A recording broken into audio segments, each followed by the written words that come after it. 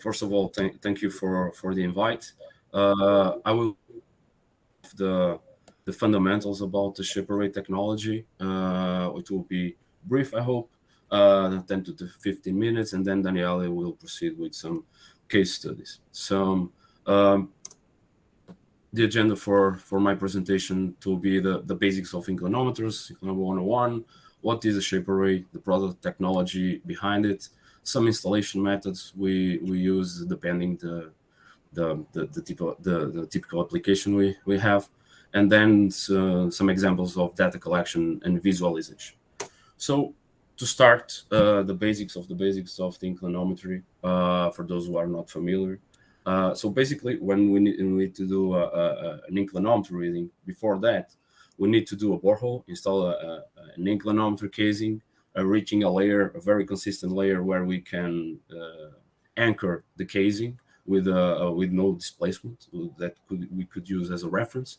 And then we use different types of equipments where we measure the deviation between the vertical and the position of that casing per segment.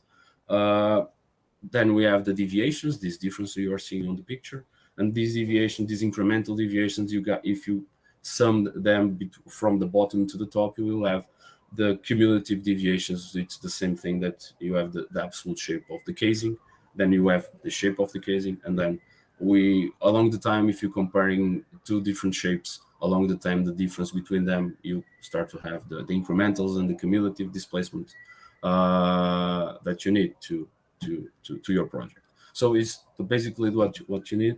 So, and then we have different types of equipments to do that. So originally we have the manual inclinometers and the IPIs. You can see on the left side of the screen, you can see a kit of an manual inclinometer. You got the probe, you got the cable, that you got cables for 50 meters, another meters that you pull down into the casing, and you got a reading each half meter. You take a reading, a new reading. Each reading, you got the tilt, and then you know the length, you know the tilt, and then you do some math, and you roughly you can calculate the displacement. So you can see here the characteristics of each one of the equipments. You have the manual inclinometers. You can see on the top that they need specific casings, the inclinometer casings, that they have grooves in specific directions. You have one groove that are in the direction of the preferential movement, and then the other, it's perpendicular.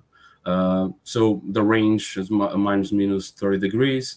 The manual inclinometer, as I said, it's manual and it's an operator, but in place, the IPIs, the in place inclinometers, basically they are a sequence of probes that you can connect with rods inside the casing. So the manual inclinometer, you need to pull down and pull up to do the reading.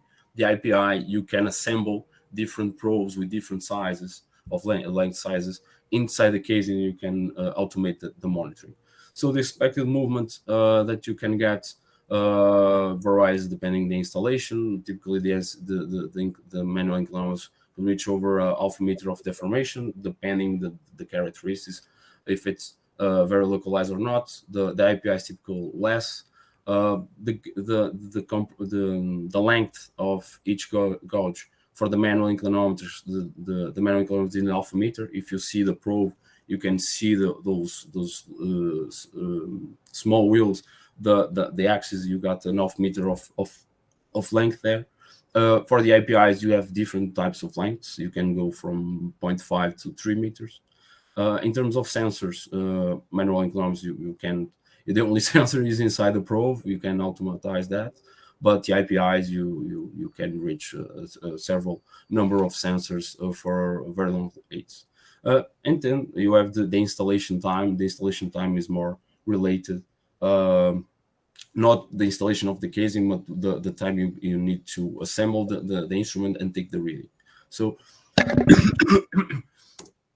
so some of the challenges that you may have encountered with these traditional instruments, it's like I just said, the time-consuming installations is not. So when I mentioned time-consuming, for example, if you want to take an inclinometer reading, a manual one, for a 30 meters inclinometer casing, you will take at least half an hour. If you put the probe, stabilize on the bottom, do the reading. You need to flip it on another 80 degrees and take a new reading if you are taking one reading. So you understand it takes time. You need to send someone to the site. And for the APIs, you can automatize that, but either way, you need to assemble the probes and the rods at the site. So anyway, you need a laydown area to require to prepare these instruments. And typically for the manual inclinometers, you also need the recalibration regularly.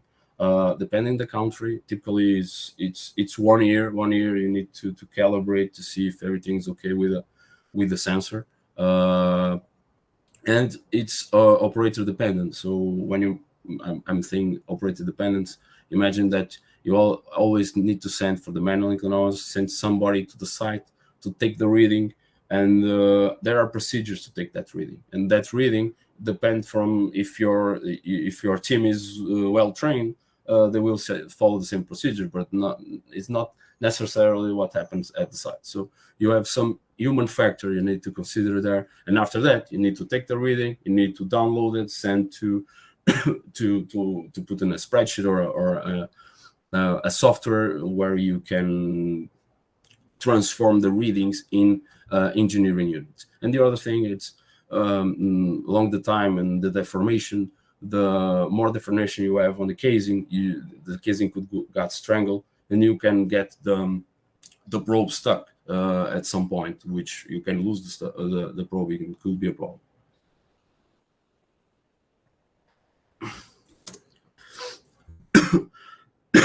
Sorry. So what is a ShapeArray? So a ShapeArray is it's the commercial brand we have. So we also can call SAA. It's an acronym for Shape Axle Array. We just got short for the ShapeArray, and basically it's a sequence of rigid segments with articulated joints. You got a chain of it, and each segment has a triaxial MEMS inclinometer, a temperature sensor, and a microprocessor. So in terms of accuracy, it's plus minus 1 millimeter per 32 meters. It's proportional to the length. So you have a math formula that we can calculate that. The temperature range of working is minus 35 till the 60 degrees, and the max length that we could reach is over 150. I know by experience we already have 170 in tailing them in Latin America, but I believe the biggest one is 220 somewhere in China, I believe. So, and also waterproof. So if you are questioning if I can put in a casing with water, there's no problem. It's waterproof. you can apply it. So on your side, on your right, you can see a typical installation of an SAA. So an SAA, it's imagine like a rope with a 20 millimeters diameter, where you can install in different types of casings. So this is a vertical casing, an inclinometer casing that you typically have 70 millimeters or 85 millimeters. Sorry. 85 millimeters.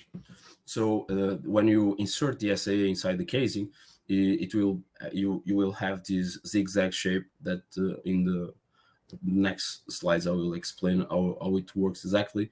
But here you can see how it's built. So you have the sensorized segments. So each segment typically have alpha meter segments. You also have 250 millimeters. But the most common is the 500 segments. Then we have a spring box and extension rods on the top that we can compress the array. So the array is not loose inside the casing at all. So it's duly compressed at the top with extension rods. We have this installation kit on the top. I will show a video where you can understand better that. And we compress the array into the casing, and the joints will touch the casing inside, and the SAA basically it will be trapped inside the casing and is not moving. So that's one of the principles of the vertical installations. So one of the big things of the ShapeArrays is we have 3 modes of monitoring with the same equipment. So the most versatile equipment, we can do vertical installations, we can do horizontal installation and arc installations for tunnels. So for the vertical installations that are more fit to the more common for landslide monitoring, we can install the SAA in casings from 1 inch to 4 inches, the same thing to say to 27 millimeters conduits to 100 millimeters conduits. We don't need necessarily an inclinometer casing. We don't need the grooves. The SAA has an X mark where marks the preferential direction of movement. Then, like I said, we have 250 millimeters or 500 millimeter segments.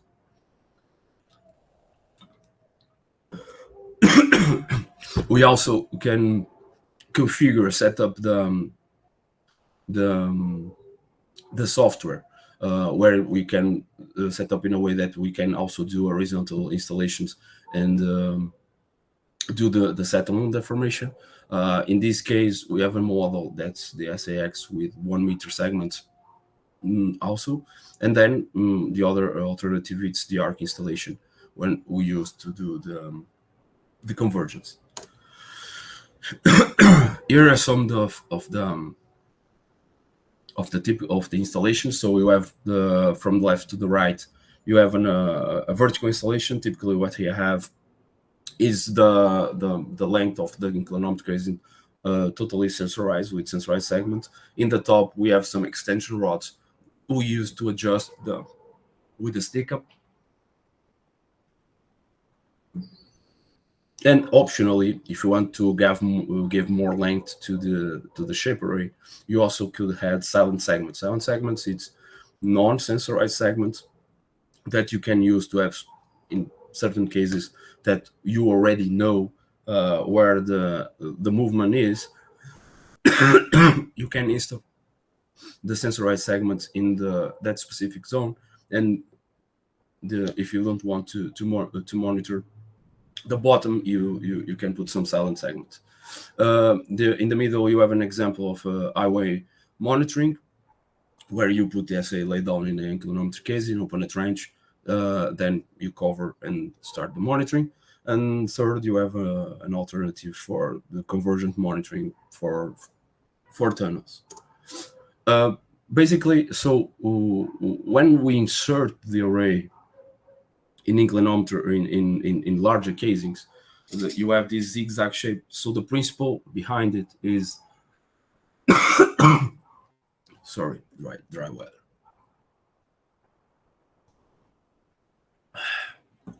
Sorry for that. So when we have these triaxial MEMS for each segment, we know exactly the position of each segment. So that allows us to, with our algorithm, determine where is the geometrical center of the casing. So we establish a medial axis. So with these medial axis, it will be our zero reading, where you can start the readings and it work as our reference to do the monitoring. So could be some part of confusing in the beginning, seeing something in zigzag inside a larger casing, but the principle behind it is this cyclic installation algorithm that allows you to determine a medial axis and start the monitoring from there. So, and like I said before, the SAAs need to be correctly compressed inside the casing. So to be stuck, to be trapped inside the casing is not moving. So to get reliable data.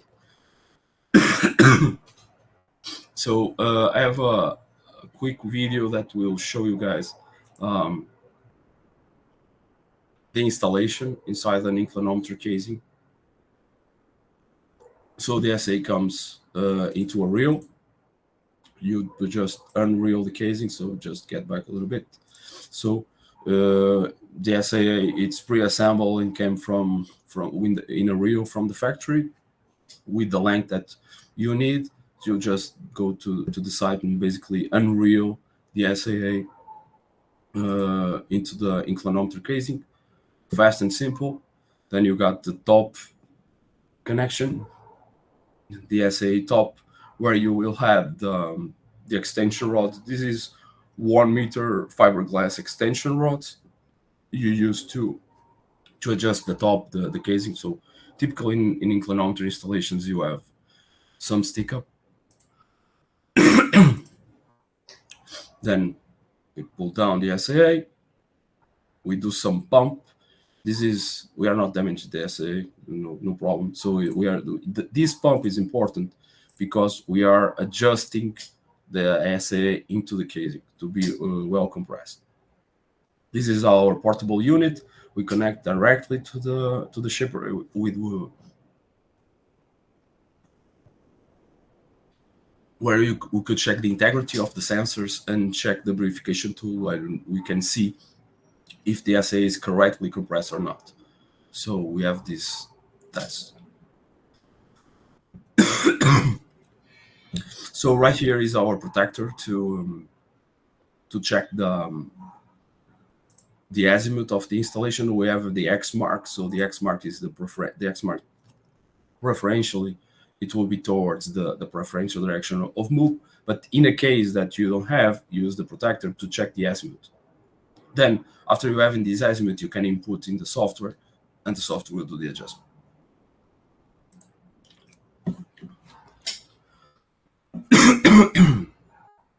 So the X mark right here. Give the compression. Cut the rod. We have after cutting the rod, we have this compression clamp in the top with a big screw.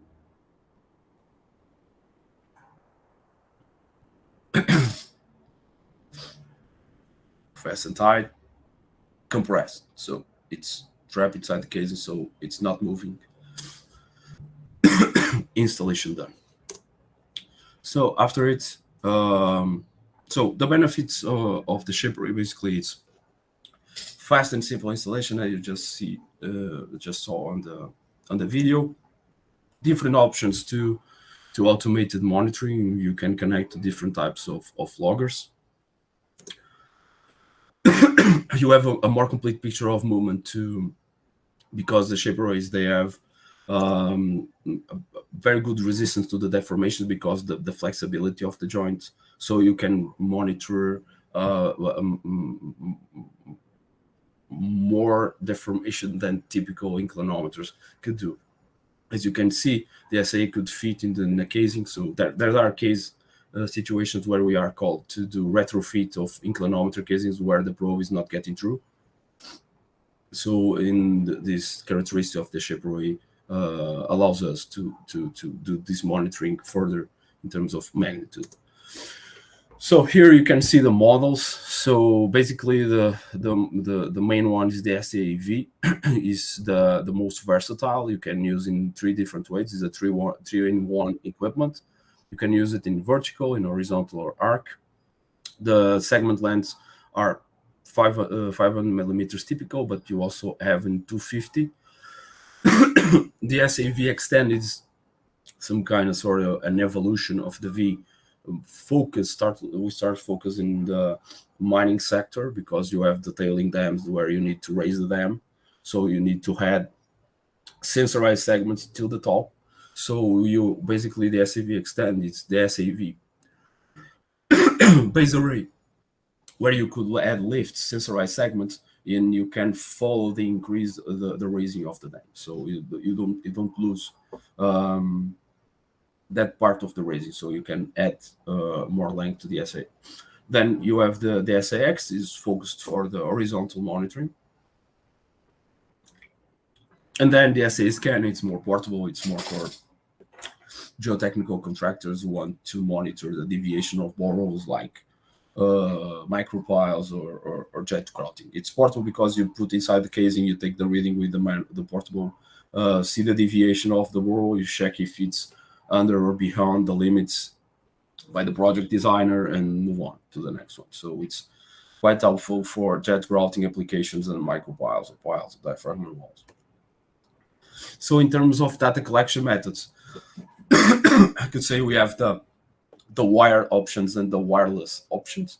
So you can connect the SAA with loggers like the Campbell Scientific loggers with if you are in a remote location without power, you can put a solar panel, a battery, connect to a Campbell Scientific, and then can connect to a radio, to a wireless modem, and transmit the data to the server. You also can connect your computer to the log and download the data, or you also could connect with a portable, one of our portable units, and take the reading from the moment that you are connected to the array. And most recently, you have several options of wireless loggers that we are compatible. Where basically you can connect the SA with a wireless data logger, and then we'll send the information to the gateway, and the gateway to the server. Here you can see our data visualization we have in our SA suite, the SA viewer. So the SA viewer is one of the applications we use to visualize the data. So here you have some examples of vertical, horizontal, and convergence applications. Sorry, too fast. So the software is free. You can download free from our website, and you can use to test the inclinometer, test the shape array, program the loggers, convert the data, and visualize the data, and export the data. So the important thing here is you are able to see the data, but you also can export the data in different kinds of formats that you can use in third-party visualization systems. So if you want to use an Excel spreadsheet, okay with that. If you want to use another software, what you are seeing in SA Viewer, you can export it and see in different types of softwares. So basically, and to wrap it up, so the SA arrives assembled and calibrated on real. So the calibration is one-time calibration. You don't need to calibrate and recalibrate. It's an automatic system. So you don't need to send to recalibrate. It's fast, simple, in lighter installation. It's able to real-time and automated monitoring. As you saw, it's flexible and versatile. Flexible in a way that you can adjust to the shape of the case, and you can retrofit, and you can adjust to very high deformations. So it's a equipment that is accurate not only for the small deformations. You see the accuracy in plus minus 1 millimeter, but for very high deformations as well. And last but not least, the software is free, and you can export the data for a third party software that you need. Okay, so that's all for me. So thank you for your time, Daniele. The floor is yours. Thanks to Andre. I think I'll just give you, a very quick and general overview of what our experience as someone who uses the SAAs on a daily basis. So, of course, this is we'll discuss about our experience in terms of, and I will show you data, proper data, actual data from Landslide, but also from other potential applications. Now, again, measuring landslides. So this is just the schematization of Landslide. That looks like rock, but to be honest, can be anything, obviously. So of course, the idea is that you install a shape array, or more than one shape array along the on the slope, and of course at some point, and you start measuring. What you measure in the case of a landslide, of course, you expect to measure significant lateral movements. Of course, I mean, the word itself, shape array, it means that the shape array measures a shape, okay? So, or a difference or changes in shape of the instrument. So when we speak about monitoring displacements, this means that we are comparing shapes.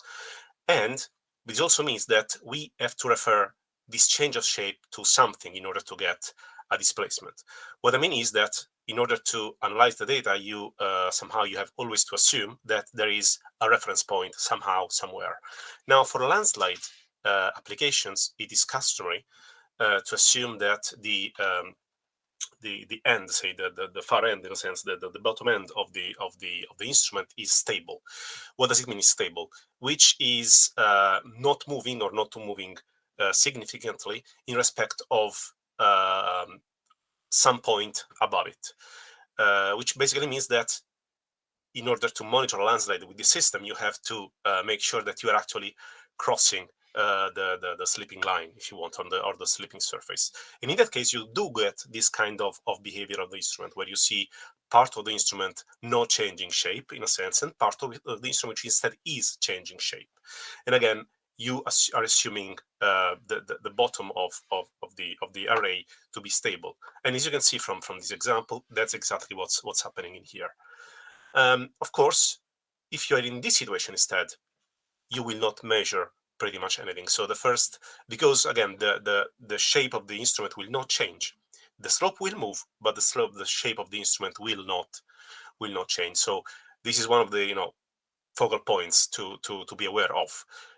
We have had several cases in which our clients try to blame the instrument for not measuring. That's generally not the case. The instrument do work very well, is robust.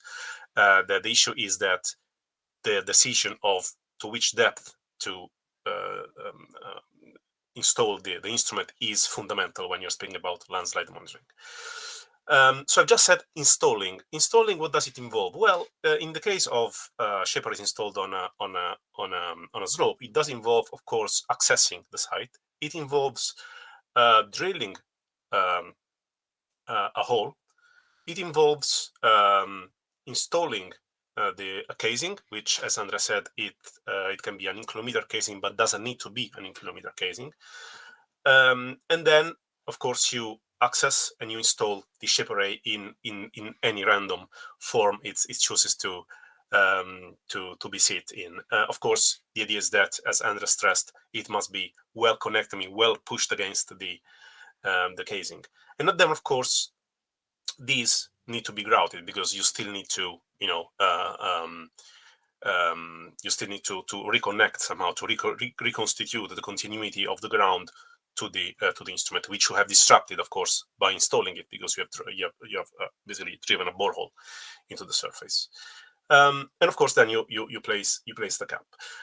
As I said, this is quite important. This is how the section will look like of this pipe. It doesn't need to have any grooves, and I'll come back to that later on when I try to give you some comparison with inclinometers, with the in-place inclinometers. So I would say yes, the data. I'll show you in a second how they look. It's quite important to stress that it is. I mean, this system we've tested it now for many years. We've tried it. We know it inside out. Not maybe as well as Andre, but as almost probably. The idea is that the data are robust if the installation. I mean, the data are robust because the instrument is robust, and also, of course, the installation must be proper, must be adequate, because again, the installation plays a huge part in the process of monitoring. Now, when I say robust, I not only mean that the data are reliable, because the instrument is a good instrument, that's obviously yes, but also the fact is that we found it's very reliable in terms of performance during time. So it keeps being reliable in years and years and years. And this is quite fundamental. It's quite a fundamental point, because the fact is that the most of these applications, especially for landslide, they tend to be there for a very long time. And accessing those sites is generally quite complicated. Of course, you make an effort to access it because you want to install it, but then once you have installed it, you don't want to go back and have to change it every so many months, because it's a general event for landslide especially, is a difficult thing to do, and an expensive thing to do as well, and maybe a dangerous even thing to do at some point, because you're still speaking about a landslide. The other thing to take into account is that, of course, landslides do not move in one direction. They tend to move in pretty much as they want. And of course, ShapeArrays do measure in two perpendicular directions.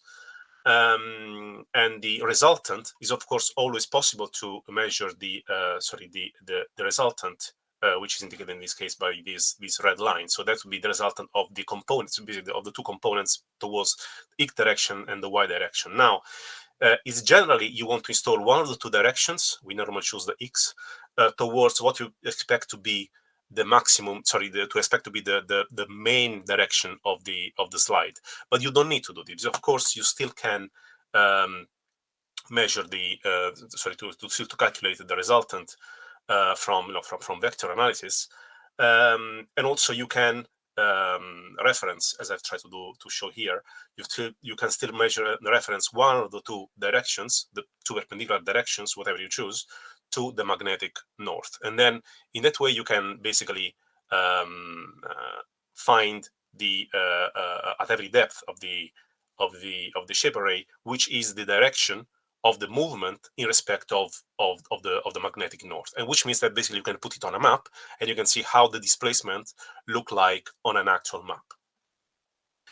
And this, of course, taking into account that it's quite normal to see the direction of the resultant to change, not only in terms of space along the instrument, but also in terms of time. It does happen that the direction of movement changes in time.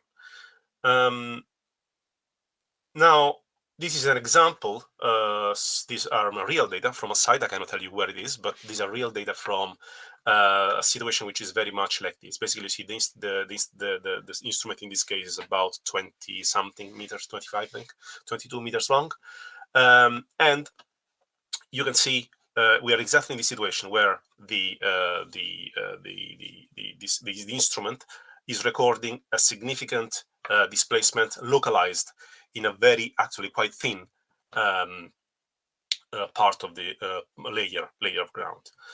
And of course, what you see here is the difference in shape in between these two times. So basically, there is an amount of time which passes from when you have the reference and to when you measure this one, an amount of time in between these two, and of course, the total amount of time which is between the first and the last. And of course, you can see there are different. You can start seeing from here that there is, this slope actually went through several stages of displacement rates. So if I show you here, for instance, the time plot of this point, this is how it looks. And this is actually we cannot go into in detail now, but I can. Here it is basically possible to see how the rate of movement, which was basically this at some point increased quite rapidly, and then it stabilized, and then it's now there have been situations where it has changed again, and all of this was it was recorded by the ShapeArrays. This is an actual data from a ShapeArray which is still working in this very moment as we speak, by the way. So yes, as I said, comparison with other instruments, and Andres told you about the IPIs, and he mentioned the grooves. Yeah, so in order to measure this kind of systems, either manual or automated, if you have an array of those probes, it relies on the fact that you have components which are the probe itself, but also these wheels and springs and so on, and they have to have basically a casing which is made this way with these couples of perpendicular grooves. The fact is that you have to remember, in reality, when you install these things, it's not obvious that the direction of these grooves will stay the same along the so many meters of installation. You have to remember you're working in a natural environment on a slope, 20 meters of 20 or more, or 30 or 40 or 50 meters of casing to install is not necessarily an easy thing to do, and these will affect the readings. Now, it is possible in theory, of course, to and sometimes it gets done, to measure how the direction of the grooves changes. It's called spirometric measurement, and you can correct the readings. But the point is still, you have an issue here because the direction of measurement, the direction of displacement, you cannot control that, and it's a significant risk that, of course, at some point the wheels will get stuck the measurement, of course, will be severely affected by that. So again, the SAA does not need this, and that's a significant advantage when you're speaking about measuring large displacements, such as in this case, and which are typical for landslides. And again, remember, for landslides, it's quite common to see very localized areas of deformation, for which an IPIs, which sometimes has, this can be as long as 2 or even 3 meters. People install even 3 meters. How are you going to get this? How are you going to get the deformation, the localized deformation, in a situation where you have not half a meter, but 2 or 3 meters of length of a probe? You just can't. Other applications, of course, again, are, as I said, deformation, installing SAAs on D-walls, which they work pretty well. And also further embankments, they can be installed horizontally under embankments. And you see this in these cases, you have basically, you excavate a small trench up to 30 or 40, 50 centimeters, install a casing, install the SAA, backfill, and then of course the embankment is built. And this is an example of data from this kind of situation. And you see this is basically the shape of the shape array changing in time. And this is, the load is increasing because the embankment is being built and the time is passing, of course. And you see, again, time series of this point, you can clearly see there is the period of when the construction started and the construction ended, and then the consolidation process happening. And this is basically an elastic rebound due to the fact that it was a trial embankment and it was removed after. So basically, this is the elastic component of the deformation, which was locked in the ground. And then again, installations such as tunnel convergence are possible. We have done a few of these, well, quite a few, and they do work pretty well. Of course, remembering that the installation, again, is fundamental. There are no installation. And this is an example of how the data look like, where basically you have in red the shape, the initial shape, and in red and in black the formed shape. And of course, then measuring the convergence means measuring the change in distance between the points of the shape array. This is pretty much everything. I thank you very much.